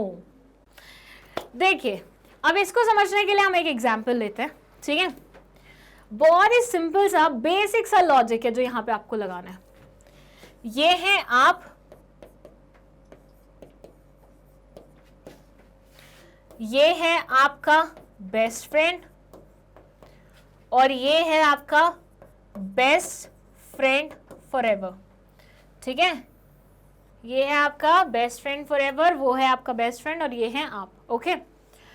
अब हुआ ये कि 10th तक तो आप सब एक ही स्कूल में एक ही क्लास में हाथ पकड़ के बैठते थे आराम से। मतलब हाथ पकड़ के तो नहीं बैठोगे, थोड़ा वियर्ड लगेगा वो, बट कहीं ना कहीं एक ही क्लास में हमेशा रहे हो, एक ही सेक्शन में। कभी तुम्हारे सेक्शंस भी अलग हो जाते थे, तुम रोग आके अपना सेक्शन सेम करा लेते थे। बट 10th के बाद हर एक बच्चे को अपने इंटरेस्ट लाइन के अकॉर्डिंग अपने सब्जेक्ट्स चुनने होते हैं, राइट? 10th के बाद 11th क्लास में जब आप चाहते हैं तो आपको अपने सब्जेक्ट चुनने होते हैं। उस टाइम पे आपको कौन से सब्जेक्ट चुनने होते हैं? जिसमें आपका इंटरेस्ट है। अब आप वो ऐसे तो नहीं करते कि ये किस में जाएगा मैं भी उसी में चला जाऊंगा, ये जिसमें जाएगा मैं भी उसी में चला जाऊंगा, वो जिसमें जाएगा मैं भी उसी में चला जाऊंगा। मतलब आप ये थोड़ी ना देखते हो कि जहां मेजॉरिटी जा रही है मैं भी उधर जाऊंगा। ऑब्वियसली आप वो सब्जेक्ट चुनते हो जो आपको पसंद होते हैं। सो यहाँ पे आपको पसंद था कॉमर्स सब्जेक्ट, आपके बेस्ट फ्रेंड को पसंद था फॉर से मैं बोलती हूँ बायो, और आपके दूसरे बेस्ट फ्रेंड फॉरएवर को पसंद था PCM, मतलब मैथ्स और साइंस। तो आप तीनों ऐसे हो गए अलग अलग अलग अलग, ठीक है? बहुत सारी दोस्तियाँ ऐसे टूट जाती हैं, बहुत सारी दोस्तियाँ ऐसे कैजुअल दोस्ती में कन्वर्ट हो जाती हैं जब हमारे ऐसे स्ट्रीम्स चेंज हो जाते हैं, क्योंकि उसके बाद पूरी लाइफ आपकी अलग चलेगी। यहाँ पे नो मैटर आपको पता था कि भैया हमारी दोस्ती पे बात आ जाएगी, बट स्टिल आपने कौन सी लाइन चुनी? जिसमें आपका इंटरेस्ट था। वैसे मैं मानती हूँ सब ऐसा नहीं करते, बहुत सारे ऐसे लोग भी होते हैं जिनको पता ही नहीं होता उनको लाइफ में करना क्या है, तो वो क्या करते हैं 11th में मेरा बेस्ट फ्रेंड उधर जा रहा है मैं भी उधर चली जाती हूँ, 12th मतलब मेरे ज़्यादातर दोस्त उधर जा रहे हैं मैं भी वहीं चली जाती हूँ। मेरे स्कूल में भी बहुत सारे ऐसे स्टूडेंट्स थे, मतलब उनका पूरा एक ग्रुप हुआ करता था। अब वो पूरा का पूरा ग्रुप नहीं पता था उन्हें क्या करना है। उस ग्रुप में एक सबसे इंटेलिजेंट लड़की थी, उसने लिया कॉमर्स। वो पूरा ग्रुप बोला चलो कॉमर्स में चलते, और 17-18 लोगों का वो ग्रुप था और सारे के सारे कॉमर्स में आ गए। और कुछ लोग तो उनमें से ऐसे ही थे जिनको कॉमर्स ही मिलना था, उनको पीसीबी और पीसीएम तो मिलना ही नहीं था। ऐसा होता है ना रूल कि अगर आपके मार्क्स बहुत अच्छे आए हो 10th में तभी आपको पीसीबी और पीसीएम मिलता है, अदरवाइज आपको कॉमर्स या आर्ट्स में डाल दिया जाता है, थिंकिंग कि भैया उसमें ज़्यादा मेहनत लगेगी और ये बच्चा उतनी मेहनत कर नहीं पाएगा तो इसको इधर वाले में डाल दो जहाँ पे थोड़ी मेहनत में काम चल जाएगा। अब टू बी ऑनेस्ट मैं बोलूँ तो मेरे को भी नहीं पता था मुझे लाइफ में क्या करना है, तो मैंने भी समवट यही किया था। 10th से मैं जब आई थी कि मुझे चूज़ करना है कि मैं इसको किस तरफ जाना है, तो मुझे नहीं पता था मुझे किस तरफ जाना है। तो first I went to PCB class. क्यों? क्योंकि my best friend was going there, तो मैं उसके साथ पीसीबी में चली गई। उसके बाद 10th का रिजल्ट आया और रिजल्ट के बाद एक्चुअली पता लगता है कि आपको वो सब्जेक्ट मिलेगा कि नहीं मिलेगा जो आपने चूज़ किया था। और हुआ ये कि मुझे तो पीसीबी मिल गया लेकिन वो मेरी बेस्ट फ्रेंड को नहीं मिला, तो उसको स्कूल स्विच करना पड़ा। अब I was like alone in PCB section, तो मैंने बोला नहीं यार ये तो नहीं जम रहा है। फिर I move to commerce section क्योंकि मेरे बाकी के दोस्त वहाँ पे थे, तो मेरी तो लाइफ ऐसे मोल्ड हुई है। क्यों? क्योंकि उस टाइम पे आई डिडंट प्लान कि मुझे एग्जैक्टली लाइफ में क्या करना है, राइट? सो बहुत सारे स्टूडेंट्स होते हैं जिनकी प्लानिंग नहीं होती, बट बहुत सारे ऐसे भी स्टूडेंट्स होते हैं जिनकी बहुत हार्डकोर प्लानिंग होती है और उनको पता होता है उन्हें लाइफ में क्या करना है। और एंटरप्रेन्योर्स ऐसे ही लोग होते हैं जो बहुत ज़्यादा डिटर्मिन्ड होते हैं कि हाँ मुझे ये करना है तो मुझे यही करना है, तभी तो वो इतनी मोटिवेशन ला पाते हैं कि एक चीज़ में फेल होते होते होते होते होते होते फिर भी उसी चीज़ में लगे रहते हैं और एक दिन बहुत बड़ा सक्सेस हासिल कर लेते हैं। सो यहाँ पे इसने कॉमर्स चुना, ये पीसीबी पीसीएम चुना, क्यों? क्योंकि उनकी इंटरेस्ट लाइन वैसी थी।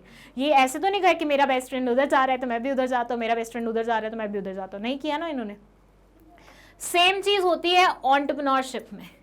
हर एक इंसान अपनी इंटरेस्ट लाइन के अकॉर्डिंग किसी भी फील्ड को चुनता है, बट उसमें ऐसा बोलना कि ज्यादातर लोग अट्रैक्टिव इंडस्ट्रीज चूज करते हैं। अरे भाई, अगर किसी का इंटरेस्ट उधर नहीं होगा तो वो क्यों अट्रैक्टिव इंडस्ट्रीज की तरफ जाएगा? सोच के देखो। सो ऐसा बोलना कि सब लोग एक ही तरफ जा रहे हैं जो कि ज्यादा अट्रैक्टिव ऑप्शन दिख रहा है, वो गलत बात है, गलत चीज हो जाएगी। वापस आते हैं यहाँ पे। It says most entrepreneurs head right for different industries for startups. The correlation between the number of entrepreneurs starting businesses in an industry and the number of companies failing in the industry is 0.77. That means the most entrepreneurs are picking industries in which they are most likely to fail. ज़्यादातर entrepreneurs ऐसी industries pick करें जिसमें वो शायद fail ही होंगे, ठीक है? तो basically इतना ज़्यादा अच्छा एक्सप्लेनेशन नहीं है टू बी ऑनेस्ट यहाँ पे बोला जाए तो बेसिकली आपको वो सारे पॉइंट्स लिखने हैं जो मैंने आपको अभी एक्सप्लेन किए, वहाँ से आपको बेटर वो मिल जाएगा। यहाँ ना एक जो चीज़ पढ़ने लायक है वो है उसका एग्जाम्पल। यहाँ लिखा हुआ है इसका एग्जाम्पल। ये क्या है? ये एग्जाम्पल है हाथी छाप के बारे में। मैंने पहले इसको चाप पढ़ लिया था तो मुझे लगा अरे चाप के भी एग्जाम्पल आ रहे हैं आजकल, सोया चाप, वाह, बट नहीं, इट्स हाथी छाप, ठीक है। जब मैंने इसका पूरा वो देखा तो आई गॉट टू नो महिमा मेहरा करके एक फाउंडर है इस पर्टिकुलर स्टार्टअप की, जिन्होंने हाथी छाप शुरू किया था। It was totally a new venture, ये कंप्लीटली एक नया वेंचर है। और यार एंटरप्रेन्योरशिप होता क्या है?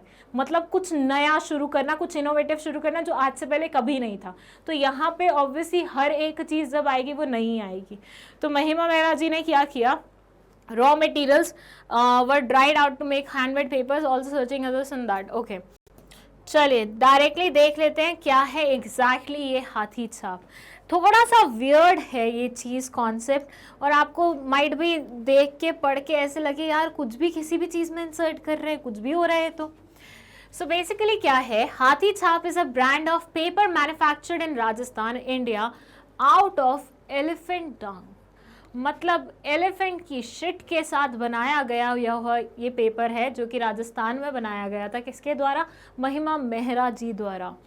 The name comes from हाथी meaning elephant in Hindi and छाप which means press or imprint. नाम कैसे रखा गया हाथी छाप? हाथी का मतलब होता है पिग, और ये पिग आपको दिख भी रहा है, और इसकी शिट से बनाया गया ये पेपर आपको पीछे दिख रहा है। और छाप मतलब इम्प्रिंट, ठीक है, मतलब प्रेस करके जो इम्प्रिंट छोड़ा जाता है ना, उसके बारे में बात हो रही है कि छाप छोड़ना types. Elephant dung paper was probably first made in Thailand. सबसे पहले ऐसा माना जाता है कि ये पर्टिकुलर टाइप का पेपर थाईलैंड में बनाया गया था, फिर इंडिया में महिमा मेहरा जी ने इंट्रोड्यूस किया। Haathi Chhaap was founded in Delhi by entrepreneur Mahima Mehra and her business partner Vijendra Shekhawat in 2003। 2003 में इंडिया में इन्होंने दिल्ली में इस पर्टिकुलर चीज़ को लाया, और for the first 4 years, initial 4 सालों के लिए इन्होंने इसे एक्सपोर्ट किया था जर्मनी में, और उसके बाद 2007 में इन्होंने इसे इंडिया में भी लॉन्च कर दिया। तो मतलब जब इन्होंने बिजनेस शुरू किया 2003 में, तो इनिशियली ये एक्सपोर्ट ही कर रहे थे, इंडिया में नहीं बेच रहे थे, लेकिन 2007 में इन्होंने इंडिया में भी बेचना इसे शुरू कर दिया। The cleaning of the dung is one of the most important processes. Dung is washed thoroughly with the water in large water tanks. The water of the dung is used as fertilizer in the field, and the dung is dried up and used to manufacture paper. सो ये बोल रहे हैं कि सबसे पहले तो shit को साफ़ किया जाता है। आई डोंट नो शिट को कैसे साफ़ करते हैं लोग, बट उसे बहुत लार्ज क्वांटिटीज़ के वाटर में डाला जाता है, वॉश किया जाता है। उसके बाद जो ये पानी निकलता है ना, मतलब ये जो जिस धो के जो पानी बचता है उसे ये एज अ फर्टिलाइज़र डाल देते हैं फील्ड्स में, ठीक है, और डंग को सुखाते हैं और उसका पेपर बना देते हैं, ठीक है। बहुत ही स्टडी आइडिया है ये, बट ठीक है, जो भी है, ऐसा अगर कुछ कर रहे हैं, मतलब ये सोचो कि थोड़ा सा इको फ्रेंडली हो रहा है। कैसे? क्योंकि देखो हाथी तो शिट करेगा ही करेगा, ठीक है, और वहाँ से उस शिट को इस्तेमाल करके अगर हम पेपर बना पा रहे हैं, that's a very good thing. क्योंकि अदरवाइज हमें पेपर कैसे मिलता है? पेड़ों को काट काट के, और पेड़ों को काटना अच्छा कंसिडर नहीं किया जाता। तो अगर हमारे पेड़ बच रहे हैं और इंस्टेड हम हाथी की शिट पे लिखना सीख रहे हैं, तो क्या ही बात है। बस ये है कि अब कोई भी इंसान पेपर को मुंह में डालने से पहले 2 बार सोचेगा कि यार ये मैं कौन सा पेपर मुंह में डाल रहा हूँ, वो चीज़ हो जाएगी। But that's a very nice example कि कैसे हम एक स्टार्टअप के आइडिया के साथ इको फ्रेंडली, मतलब स्पेशली इको फ्रेंडली आइडिया लाके कैसे हम अपने एनवायरनमेंट को भी प्रोटेक्ट कर सकते हैं। अभी शार्क टैंक पे भी बहुत सारे ऐसे आइडियाज़ आए थे जो इको फ्रेंडली थे। लाइक एक इंसान पैकेजिंग लेके आया था जो कि अगेन ऐसी थी जिससे हमारा ये जो प्लास्टिक वगैरह और जो ये पॉलीथिन वगैरह हम यूज़ करते हैं पैकेजिंग के लिए, फूड पैकेजिंग के लिए स्पेशली, और वो कितना बेकार होता है, उससे हमें थोड़ी बचत मिलेगी, मतलब थोड़ा छुटकारा मिलेगा। और वो फूड पैकेजिंग ना वो लड़की लेके आई थी एक, और इतनी प्यारी थी कि उसको ना अगर आप बंद रखें तो वो पैकेट है पूरा, और जब आपको खानी हो आप उसे खोलें तो वो प्रॉपर एक प्लेट में भी कन्वर्ट हो जाएगी। साथ ही साथ उसमें एक एक्स्ट्रा वो था सेगमेंट जिसको आप फाड़ोगे, थोड़ा सा वो करोगे रोल, और वो आपका स्पून बन जाएगा। जैसे अपन लोग करते हैं ना भेल खाने के लिए, हम क्या करते हैं, एक नॉर्मल वो लेते हैं और भेल वाले भैया थोड़ा सा हमें एक्स्ट्रा पेपर दे देते हैं, उसे फोल्ड कर करके हम ऐसे खाते हैं। कभी हमारे पास स्पून नहीं होता, स्पेशली जब हम ट्रेन में ट्रैवल कर रहे होते हैं तो हम फॉयल पेपर को कैसे फोल्ड कर करके एक स्पून बना लेते हैं, राइट। तो वैसे ही एक पैकेजिंग है जिसमें एक अलग से सेक्शन है जिसको कट करोगे वो पेपर वो बन जाएगा, स्पून बन जाएगा, और आप आराम से खा सकते हो, ऐसा मानो। तो अच्छा आइडिया था, और इससे क्या होगा, प्लास्टिक का इस्तेमाल कम होगा, प्लास्टिक के जो यूटेंसिल्स आते हैं इनका इस्तेमाल कम होगा, कटलरी आती है उसका इस्तेमाल कम होगा। सो अगेन बहुत अच्छा एग्जाम्पल है ये हाथी छाप, ठीक है। अगर कोई क्वेश्चन ऐसा लगे कि जहाँ आपको लगे कि इसका एग्जाम्पल दिया जा सकता है, नॉट नेसेसरी आपको इसे मिथ्स वाले में ही कवर करना, आप इसे किसी में भी कवर कर सकते हैं, ठीक है। तो ये एक हो गया आपका। Now let's move to next myth जो कि बोलता है the growth of a startup depends more on an entrepreneur's talent than on business to choose। एक स्टार्टअप की ग्रोथ डिपेंड करती है entrepreneur के टैलेंट पे इंस्टेड ऑफ कि उसका बिजनेस उसने क्या चुना है। ओके चलो यहाँ पे एक एग्जाम्पल है। चलो अच्छा, मेरे बारे में ना एक बात बोली जाती है मेरे नोन्स द्वारा कि मैं ना भाषण बहुत अच्छा देती हूँ, ठीक है। और सम पीपल से कि मैं बहुत अच्छी पॉलिटिशियन बन सकती हूँ, क्योंकि ना जब मैं भाषण देती हूँ ना तो मैं ऐसा एम्फेसिस क्रिएट करती हूँ कि सामने वाला मेरी बातों में बिल्कुल आ जाता है। ओके सो ऐसे ही मानिए कि ये मैं हूँ, ठीक है। अब मेरे बाल थोड़े छोटे हो गए हैं तो इतना इतना ही करेंगे, ओके। और स्पेक्स बना दें, खुद ज़्यादा ही गंदी ड्राइंग बना दिया मैंने अपने आप की, बट ठीक है, इट्स ओके। आपको कॉन्सेप्ट समझने से मतलब होना चाहिए। सो ये मैं हूँ, ठीक है। जैसे कि मैंने आपको बोला कि मैं बोलती बहुत अच्छा हूँ,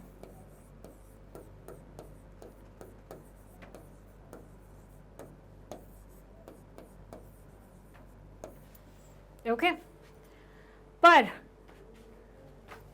मेरे को किसी भी सब्जेक्ट की नॉलेज नहीं है, ना मुझे बिजनेस स्टडीज आता, ना मुझे एंटरप्रेन्योरशिप आता, ना मुझे इकोनॉमिक्स आता, ना मुझे लॉ आता। ये वो सब्जेक्ट है जो मुझे आते हैं अभी, है ना। ये हम एग्जाम्पल ले रहे हैं एवरीबडी, ठीक है। सो ऐसे मानिए कि मैं बोलती बहुत अच्छा हूँ, बोलती बहुत प्यारा हूँ, बोलती बहुत एम्फेसिस के साथ हूँ, लेकिन मेरे पास नॉलेज नहीं है किसी भी चीज़ की। अब आप मुझे बताइए ऐसे सिनेरियो में क्या मैं इस कॉम्बिनेशन के साथ आपको पढ़ा सकती हूँ? मतलब इतना लंबे समय तक, 3 साल हो गए हैं मुझे शायद आपको ऑनलाइन पढ़ाते पढ़ाते आए, तो 3 साल तक मैं क्या आप लोगों को पढ़ा पाई होंगी? अगर मेरे पास नॉलेज नहीं है, सिर्फ बोलने की पावर है। सोच के देखो, बताओ। मैं बोलती बहुत अच्छा हूँ, मैं जब बोलती हूँ तो बहुत अच्छा एक एनवायरनमेंट क्रिएट हो जाता है, एक बहुत अच्छी वाइब बन जाती है, लेकिन मेरे पास सब्जेक्ट की नॉलेज नहीं है। और मैग्नेट ब्रेन्स ने मुझे हायर कर लिया कि पायल मैम बोलती बहुत अच्छा है, चलो इनको हायर करते हैं, और मैं आपको पढ़ाने के लिए आई हूँ फॉर से बिजनेस स्टडीज़ या एंटरप्रेन्योरशिप। तो अब ऐसे सिनेरियो में आप मुझे बताइए, क्या मैं 3 साल तक ऐसे वीडियोस बना पाऊंगी? बोलो आंसर क्या होगा इसका? आंसर होगा इसका नो। क्यों?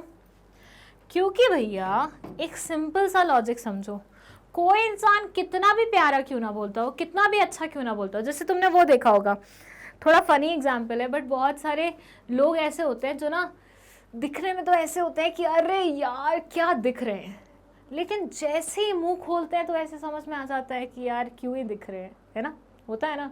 मतलब I have met many people like that. बहुत सारे ऐसे लोग थे जिनको मैं दूर से देखती थी, मुझे लगता था अरे वाह सो इंस्पायर्ड यार।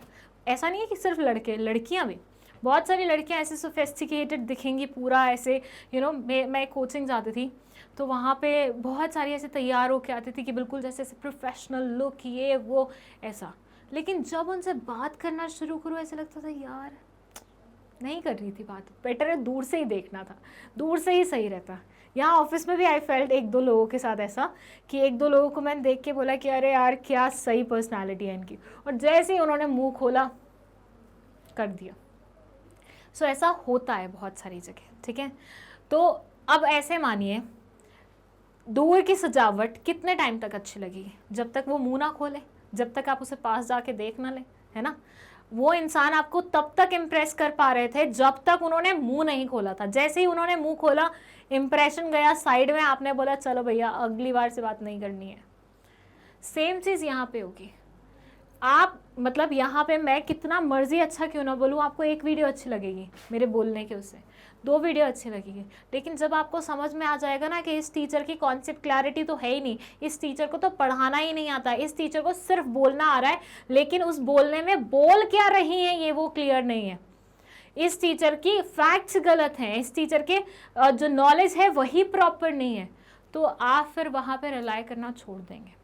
मेरे स्कूल में एक टीचर थी, ठीक है, मतलब उन्हें बहुत बाद में, मतलब हमारे स्कूल में ना इकोनॉमिक्स टीचर्स के साथ बड़ी प्रॉब्लम थी, कोई टिकता ही नहीं था। जो 2 साल 11th-12th में हमने इकोनॉमिक्स पढ़ी है ना, ऐसे मानो 6 टीचर्स से पढ़ी है, जो कायदे से हमें एक ही टीचर से पढ़नी चाहिए थी, लेकिन हमारे यहाँ पे इकोनॉमिक्स टीचर बिल्कुल नहीं टिक पाते थे, आते थे जाते थे, आते थे जाते थे, कुछ भी होता था किसी की कोई ना कोई प्रॉब्लम हो जाती थी। सो एक टीचर आई, उनसे मैं बहुत इम्प्रेस थी, उनकी नॉलेज देख के कि यार ये तो बहुत मतलब यू नो अच्छा, बहुत कॉन्फिडेंस से बोलते हैं ये वो। उनसे पहले जितने भी आए थे सारे बकर थे। अब ये टीचर जब पढ़ा रही थी तो 2 बार मैंने उनके गलत फैक्ट्स पकड़े क्लास में, एंड फिर उसके बाद मैं उन पर भरोसा नहीं कर पाई कभी। और यही होता है, टीचर जैसे ही कुछ गलत बोले एक बार आप फिर भी छोड़ देते हो, क्योंकि अल्टीमेटली टीचर्स भी इंसान होते हैं। कई बार ऐसा होता है कि आपका माइंड प्री ऑक्यूपाइड होता है तो आप कहीं का कुछ बोल देते हो, कहीं का कुछ बोल देते हो, लेकिन ऐसी गलतियां रोज नहीं होती, फ्रीक्वेंटली नहीं होती, वो वंस इन अ वाइल वाली गलती होती है। सो यहाँ पे अगर बोला जाए कि मैं अगर 2 वीडियो बनाऊंगी, 3 वीडियो बनाऊंगी, 4, 10, 15, 20, लेकिन उसके बाद कहीं ना कहीं तो असलियत निकलेगी, कहीं ना कहीं तो आप बच्चों को समझ में आएगा कि नहीं भाई नहीं हो पा रहा है इन मैडम से, ये नहीं पढ़ा पा रही हैं, ऐसे थोड़ी ना पढ़ पाएंगे हम, सिर्फ भाषण थोड़ी ना सुनना है, सिर्फ भाषणबाजी थोड़ी ना चाहिए। तो यहाँ पे अल्टीमेटली क्या ये पर्टिकुलर चैनल बिजनेस स्टडीज़ के अकॉर्डिंग चल पाता या एंटरप्रेन्योरशिप के अकॉर्डिंग चल पाता? आंसर होता है आपका नहीं, नहीं चल पाता। सो ये बोलना कि कोई भी बिजनेस एक एंटरप्रेन्योर के टैलेंट की वजह से चलता है ना कि बिजनेस की वजह से, अरे भैया वो बंदा कितना मर्जी टैलेंटेड क्यों ना हो, लेकिन अल्टीमेटली अगर उसके बिजनेस में, उसके प्रोडक्ट में, उसकी सर्विस में वो बात ही नहीं है तो उसके टैलेंट का तुम अचार बनाओगे क्या? It says this is not true, as the industry that an entrepreneur chooses to work has a huge effect on the odds that it will grow. For instance, various .com companies mushroomed all over the world during the Y2K problem in the year 2000. बहुत सारी .com companies तब खुली थी world में जब Y2K problem जा रही थी 2000 साल में। क्या आप इस प्रॉब्लम के बारे में आप जानते हैं? ओके, इस पे हम आते हैं, बट उससे पहले the growth of an enterprise और startup depends more on entrepreneurs talent than on business he chooses. बिल्कुल गलत बात है, दैट्स अ मिथ, ऐसा नहीं होता। एक बंदा टैलेंटेड है, उससे वो थोड़ा सा काम ला सकता है, लेकिन अगर उसके एक्चुअल बिजनेस में, एक्चुअल स्टार्टअप में कोई दम नहीं है तो वो काम जो आया हुआ होगा ना वो भी वापस चला जाएगा। सो अल्टीमेटली दोनों ही चीज़ें लगती हैं। मैं ये नहीं बोल रही कि एंटरप्रेन्योर का टैलेंट नहीं लगता, वो भी लगेगा, लेकिन बिजनेस आइडिया, वो दोनों का कॉम्बिनेशन से ही आपका स्टार्टअप चल पाएगा। Now let's talk about this problem. देखिए, सबसे पहले तो ये Y2K को ही समझ लेते हैं कि क्या बोल रहा है। Y का यहाँ पे मतलब है ईयर, ठीक है, साल। 2 का मतलब है 2, मतलब 2, और K का मतलब है 1000। हम बोलते हैं ना जैसे can you please lend me 10K, can you please lend me 15K, मतलब क्या 15,000 रुपये मांग रहे हैं तुमसे बोरो करने। सो ईयर 2000 की ये प्रॉब्लम है, ईयर 2000 की ये प्रॉब्लम है जिसको हम बोलते हैं Y2K प्रॉब्लम। अभी प्रॉब्लम क्या है समझना बहुत इंटरेस्टिंग है। सो जब हम इस सेंचुरी से इस सेंचुरी में आ रहे थे तो हुआ कुछ ऐसा कि हमने अपने पीसीस को, हमने अपने कंप्यूटर्स को ये लास्ट 2 डिजिट्स की क्या दी हुई थी, इंस्ट्रक्शंस दी हुई थी। ठीक है, मतलब ये पहले 1960 चल रहा, फिर 70 चला, फिर 80 चला, फिर 90 चला, फिर अब हम 2000 पे पहुंच गए। समझे, 1960, 70, 80, 90 सब चला, 19 वाला, फिर हमें 2000 पे पहुंचना था। अब हमने सिर्फ इन्हीं 2 डिजिट्स की इंस्ट्रक्शंस पीसी को दी हुई थी, तो अब जब लास्ट के 2 डिजिट्स 00 दिखेंगे तो how can we be sure कि वो आगे 20 लगा रहा है या 19 लगा रहा है। प्रॉब्लम समझ में आ रही है क्या हो रहा है। हुआ ये कि जब हम इस एरा से इस एरा में आए, 1900 से 2000 वाली चीज में आए, तो हमने तो अपने पीसीस को सिर्फ लास्ट के 2 डिजिट्स की ही इंस्ट्रक्शंस दी हुई थी।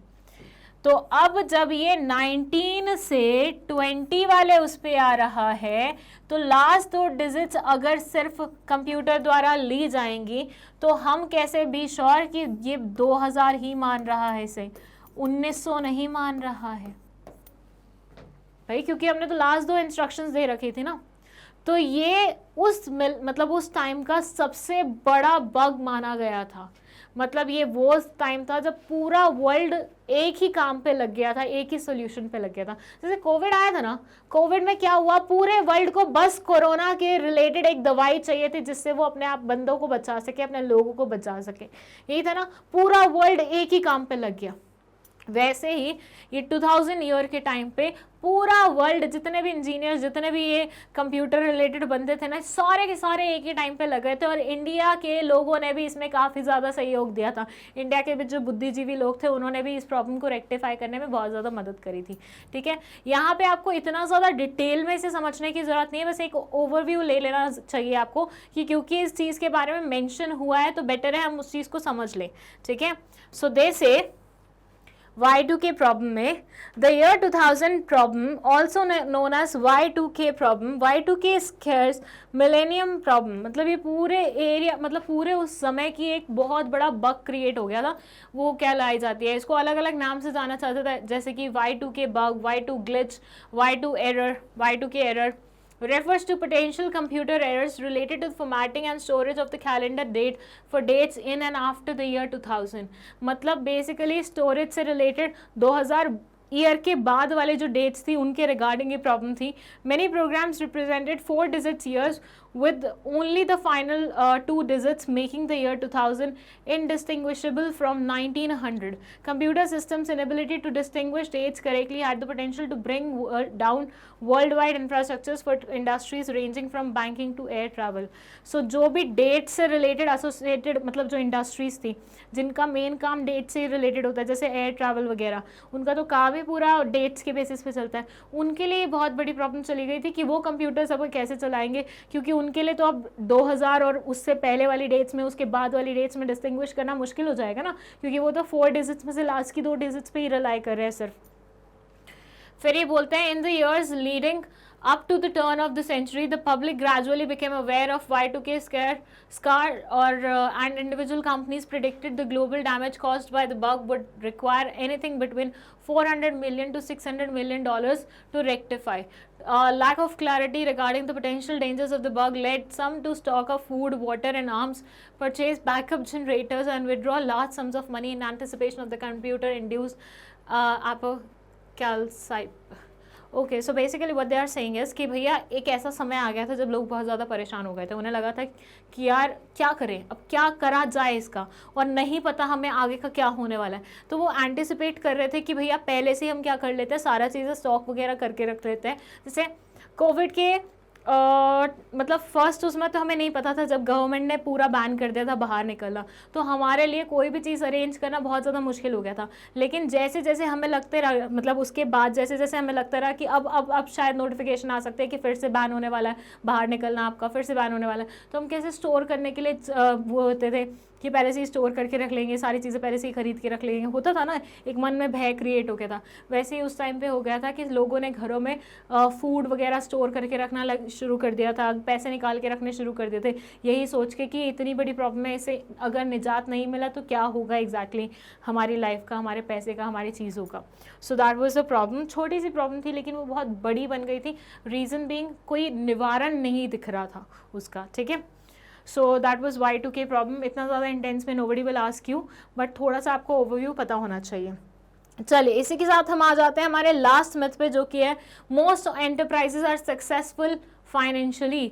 ज़्यादातर एंटरप्राइजेस फाइनेंशियली सक्सेसफुल होती हैं। देखिए, देख लेते हैं इसको क्या बोलता है ये। देखिए, ये तो मिथ मैं शायद बिजनेस को लेके भी बोलूँगी कि बिजनेसमैन को लेके भी लोगों का ये मिथ होता है। क्या होता है, जैसे ही हम सुनते हैं कि कोई इंसान बिजनेस कर रहा है, ठीक है, मतलब ऐसे मानो जब आप सुनते हो ये इंसान एक सैलरीड एम्प्लॉय है,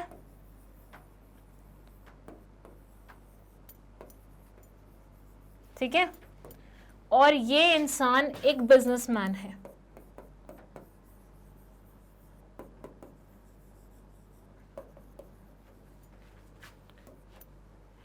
इस इंसान ने पहना हुआ है shirt, formal shirt with formal pants, इस इंसान ने भी एग्जैक्टली सेम पहना हुआ, बस ऊपर एक ब्लेजर लिया हुआ है क्योंकि इसको दिखाना है ना आई एम अ बिजनेसमैन, ठीक है।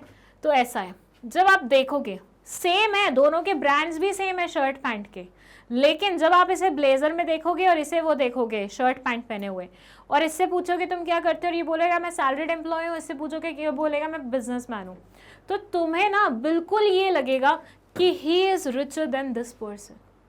हम लोगों की ना मतलब पता नहीं मेंटालिटी ऐसी बन गई कि बिजनेसमैन ज़्यादा कमाते हैं, उनका लाइफस्टाइल बहुत फ्लेक्सिबल है, इंडीड उनका लाइफस्टाइल बहुत फ्लेक्सिबल है, लेकिन एट टाइम्स उनको रिस्क भी ज़्यादा होता है।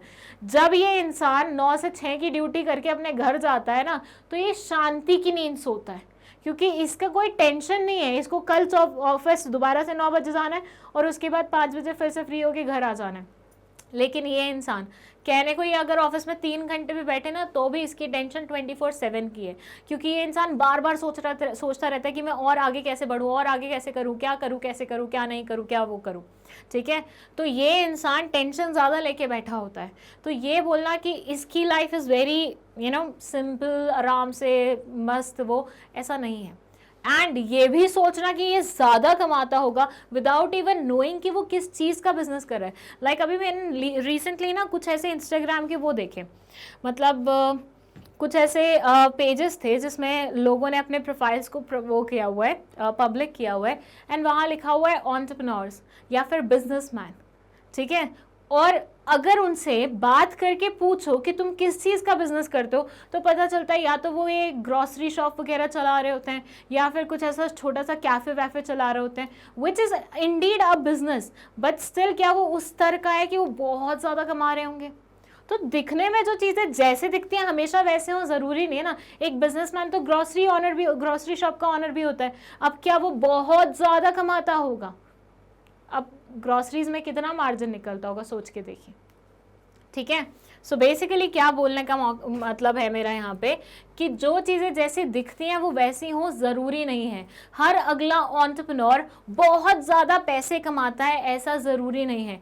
माइट भी उसका प्रोडक्ट या उसकी सर्विस बहुत नेम या फेम पा चुकी है मार्केट में, लेकिन नेम और फेम से कुछ होता नहीं है ना, एक्चुअल सेल कितनी होती है वो मैटर करती है।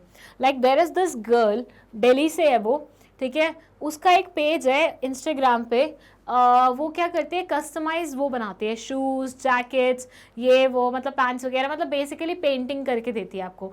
वो मतलब वाइट कलर के शूज़ होंगे, उनके ऊपर कुछ ना कुछ पेंट करके दे देगी, जिसमें वो मेंशन कर देगी फॉर से दुल्हन के लिए है तो दुल्हनिया, या फिर दूल्हा दुल्हन का नाम, आज बनी हूँ मैं दुल्हन, ऐसे सब चीज़ें वो प्रिंट करके देती है। तो वो बहुत सारी ब्राइड्स वगैरह अपनी शादी में 2-4 मिनट के लिए पहन लेती है।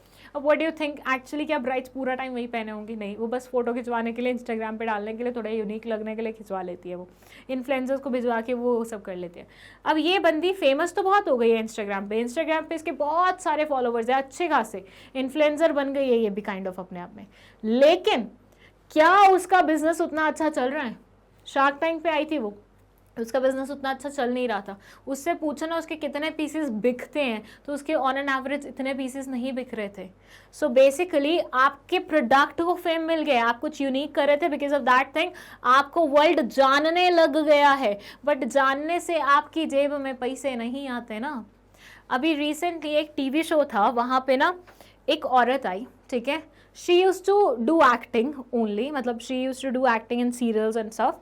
तो कैसे लगता है ना हमें कि ये सीरियल्स वाले कितना अच्छा कमाते हैं, जैसे बहुत सारे एक्टर एक्ट्रेसेस को पर डे का 50,000, 1,50,000, 3 लाख ऐसे सब मिलता है, और जो बिग बॉस में चले जाते हैं उन्हें तो मतलब और भी ज़्यादा मिलने लग जाता है। तो हमें कैसे लगता है ना कि ये टीवी एक्टर्स सारे के सारे बहुत अमीर होंगे। तो वो लेडी, बहुत सारे सीरियल्स में देखा था मैंने उन लेडी को, ठीक है, शी इज़ क्वाइट हेल्दी, थोड़ा पंजाबी लुक है उनका, फेस भरा भरा सा है। वो आए एंड शी वाज सेइंग कि मेरे पास अभी बेसिक नेसेसिटीज़ के लिए पैसे नहीं है, और उन्हें शो पे बुला के पैसे दिए गए। उसके बाद अगर आप कपिल शर्मा के शो में शमोना की बात करें, दैट बंदी जिसकी वो बार बार उड़ाता रहता है, उसकी बात करें, बीच में उसने भी बोला था कि कोविड के बाद आई गेस कि मेरी सिचुएशन बहुत बुरी है, नोबडी इज़ हेल्पिंग मी, अभी मेरे को कुछ बीमारी भी चल रही है, उसके लिए भी मेरे पास पैसे नहीं है उसको वो करवाने के लिए, इलाज करवाने के लिए, ऐसा कुछ हुआ था। और बहुत सारे ऐसे लोग मिले थे, मतलब इस टाइम पे बहुत सारे लोगों के तो डायरेक्टर्स ने पैसे खा लिए थे कोविड में, मतलब प्रोड्यूसर्स ने, सॉरी, डायरेक्टर्स थोड़ी ना पैसे खा सकते हैं। सो ऐसे सब चीज़ें हैं। तो जो जैसे हमें दिखता है ना कि यार टीवी वाले तो बहुत कमाते हैं, इनके पास तो बहुत पैसा होता है, तो महंगे महंगे सामान रखते हैं, एक्चुअल रियलिटी अलग ही होती है। हमने देखा था, मतलब एक बहुत पुराने कोई फिल्म स्टार थे, मरते मरते उनके पास हॉस्पिटल का बिल चुकाने के पैसे नहीं थे, और तो किसी सुपरस्टार ने जाके उनको कुछ अफोर्ड, मतलब पैसे वो किए थे, ऑफर किए थे। तो बी टाउन में ऐसे बहुत सारे केसेस मिल जाएंगे। तो जस्ट एक अजम्पशन मारना कि सारे जितने भी ये बॉलीवुड या फिर टीवी से एसोसिएटेड लोग हैं बहुत कमाते हैं, बहुत रिच हैं, इनके तो बड़े बड़े बंगलोज हैं, that's not true. Even for that matter, Tarak Mehta की जो वो है ना, वो फेमस वो बंदी जिसको वो पसंद करता है, जिसका वो क्रश है, कौन सा वो बंदा है यार, I am forgetting his name, उसके मुँह से अजीब सी है, उसका क्रश जो बंदी है वो भी इतनी अमीर नहीं है। हमें कैसे लगता है ना वो कितनी फेमस होगी, ये होगा वो होगा, she is not that much अमीर। उसका घर देखा था अभी मैंने, होम टूर वाली एक वीडियो देखी थी यूट्यूब पे, तो समझ में आ गया कि these people don't earn that much कि बिल्कुल लाइफ अनइमेजिनेबल लगने लग जाए हमें इनकी, ऐसा सत्य नहीं है। तो same goes for entrepreneurs also, ये फेमस हो सकता है, इनका फेम बहुत बढ़ सकता है, बट इसका मतलब ये नहीं है कि इनको पैसे भी उतने ही मिलते होंगे, ठीक है। चलिए पढ़ा हुआ लिखते, मतलब लिखा हुआ पढ़ देती हूँ, sorry. This says this is also another myth. It says entrepreneurship creates a lot of wealth, but it is very unevenly distributed. The typical profit of an owner-managed business is 240,000, 2,40,000 per year.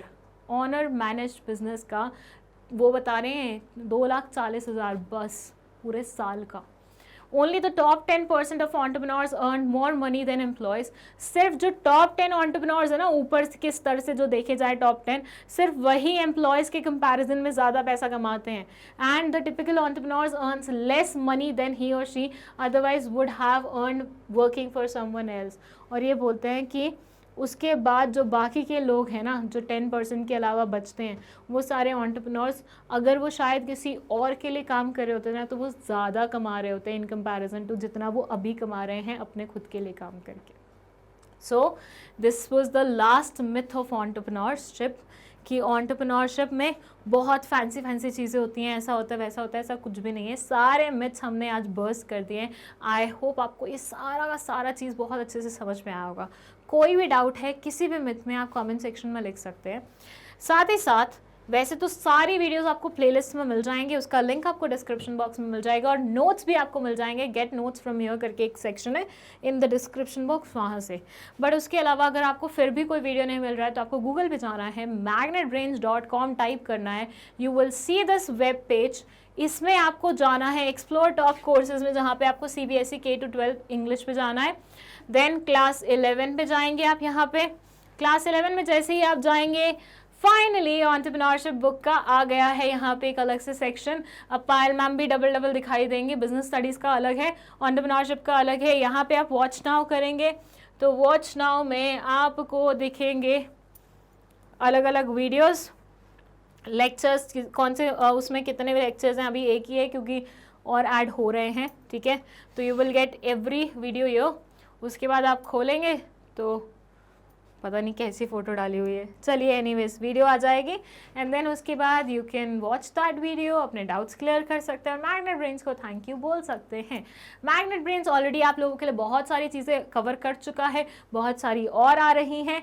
तो इसी तरह से magnet brain से जुड़े रहिए और अपने doubts clear करते रहिए और अपनी पढ़ाई बहुत अच्छे से करिए। That's it, thank you so much for watching this video.